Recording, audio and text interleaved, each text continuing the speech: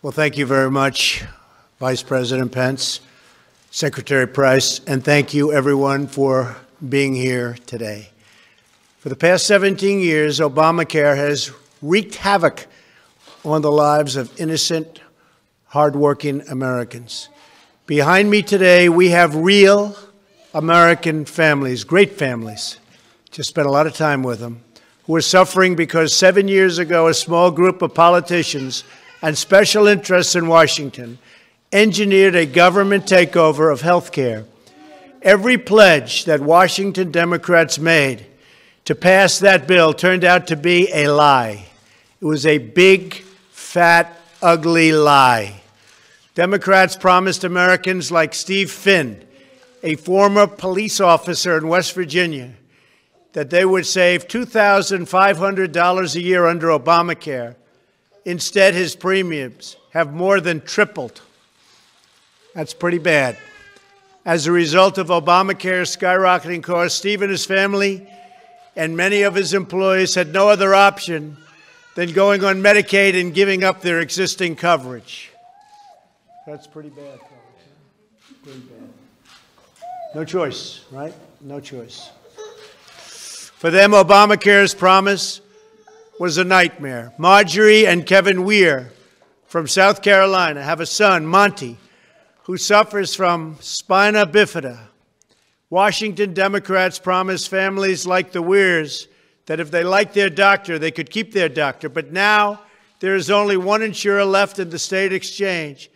And Marjorie says that every year she waits anxiously to learn if the doctors and hospitals, which her son needs the most, will remain in their network. More Obamacare lies. And you've seen that up front, unfortunately, up front and personal. The Democrats promised Melissa Atkinson that her son's pre-existing conditions would be covered. The Atkinsons quickly learned that Obamacare's promise of covering for pre-existing conditions was meaningless, though if the doctors you need to care for you aren't on your Obamacare plan. So you just have a meaningless promise, and everybody knows it, and most people on Obamacare know it.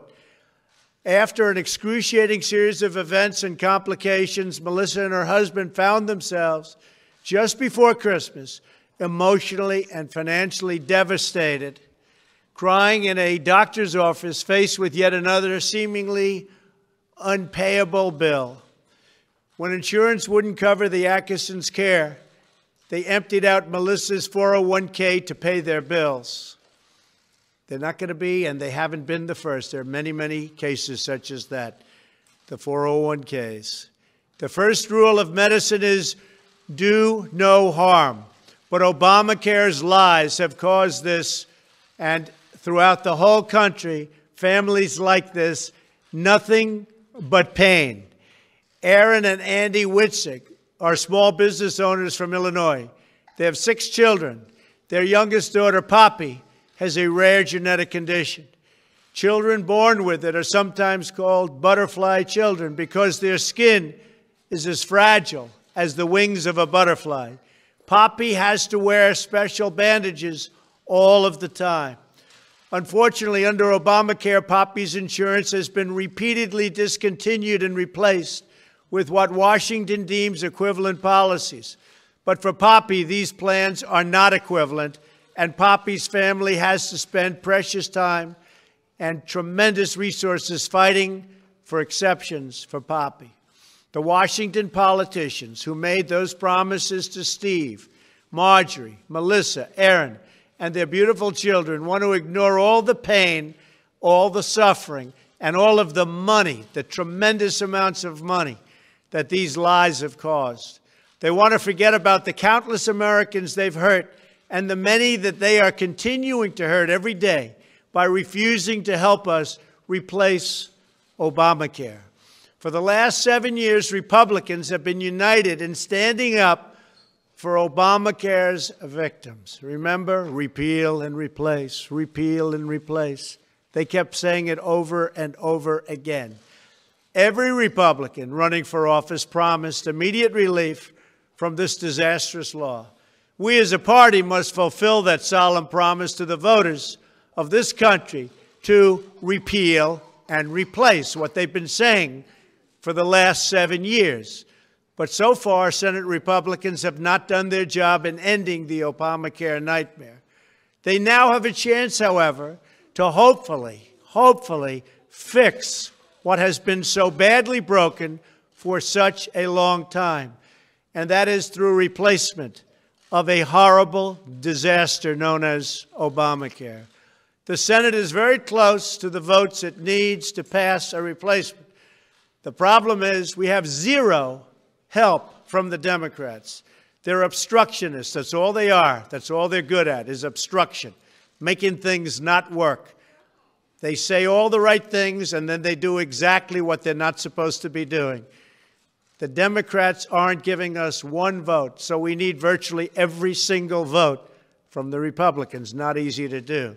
The Senate bill that is being considered outside of the outright repeal of Obamacare will also provide emergency relief for the law's victims, and it will deliver truly great health care and health care reforms that our citizens want, need, and really should be demanding. Some are demanding. You'll see that at the voter booth, believe me. Here are just some of these terrific reforms that we will be doing if everything works out the way it should. The Senate bill eliminates the painful individual mandate. It eliminates the job-killing employer mandate, repeals other burdensome taxes, and will significantly lower Americans' premiums. It will stabilize collapsing health insurance markets and give Americans far more choice and far more flexibility. The Senate bill protects coverage for pre-existing conditions, and you don't hear this from the Democrats. They like to tell you just the opposite, and they didn't even know the bill. They run out, they say death, death, death. Well, Obamacare is death. That's the one that's death. And besides that, it's failing, so you won't have it anyway. It dramatically expands popular health savings accounts. It provides tax credits so Americans can purchase a private plan that is right for them and their families.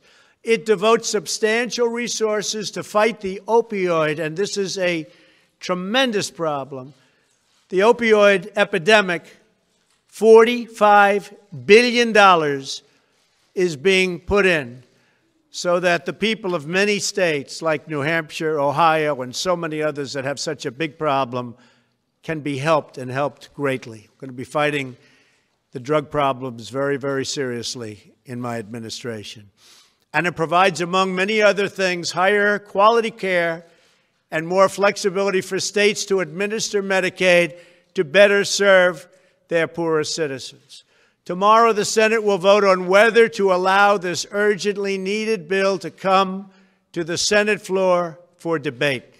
The question for every senator, Democrat or Republican, is whether they will side with Obamacare's architects, which have been so destructive to our country, or with its forgotten victims. Any senator who votes against starting debate is telling America that you are fine with the Obamacare nightmare, which is what it is.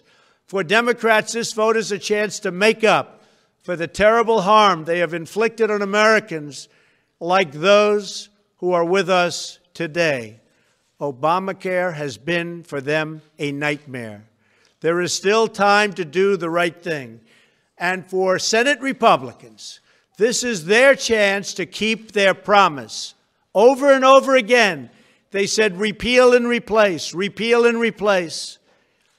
But they can now keep their promise to the American people to provide emergency relief to those in desperate need of help and to improve health care for all Americans. To every member of the Senate, I say this: the American people have waited long enough. There's been enough talk and no action. Now is the time for action. We are here to solve problems for the people. Obamacare has broken our health care system. It's broken. It's collapsing. It's gone. And now it is up to us to get great health care for the American people. We must repeal and replace Obamacare now. Thank you.